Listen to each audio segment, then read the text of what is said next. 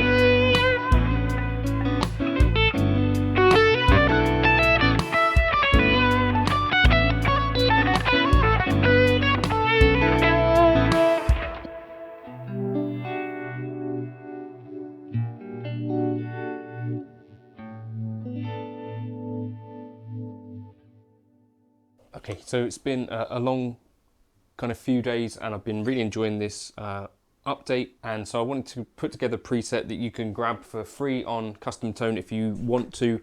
As I've said in a couple of other videos recently, Line 6 don't actually pay me to do this stuff. I'm actually very interested in how these things sound, and they're the units that I use. So thank you for everyone who's bothered to watch a video. Thanks for commenting and all that sort of stuff. And thanks to you guys that do use the PayPal link in the description to grab presets. It does really help to make it possible to continue making this stuff in the fairly independent way that I do.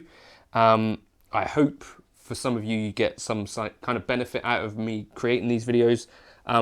Today I'm tired, but I was just playing this. This is a Monty's guitar they wanted me to demo. So this morning I actually put together I was playing through an old preset that I had made with the previous cabs, and that's what you'll see in the outro. And then what you saw in the intro was just kind of a preset that I rejigged the cabs with the new ones, and I chucked in the Flexo vibe because I'm not a person who's used the vibe pedal much, but I felt like that had a bit of a vibe to it. I put the ambience reverb, so this is essentially like sort of like a room reflection thing, like you'd get kind of reflections from a microphone when you're miking an amp. So I've put that at the very end of the chain to kind of put it all in a little bit of a space. I also, this is a use which I'm fairly sure if you're a fan of the band Sun, you won't have heard the pedal used particularly like that before, but I was using the Life or the Vital Distortion, which is like the fuzz octave part of the Earthquaker Devices Life pedal, right? So you can actually use this for things that aren't stoner, metal, rock, sludge rock, whatever. It works really well in this kind of vintage context. I don't know if it might have been somewhat based on, is it the Dan Armstrong fuzz? To me, it's got that sort of vibe to it a little bit with that octave blended in and stuff. It might be someone else, but you get the idea.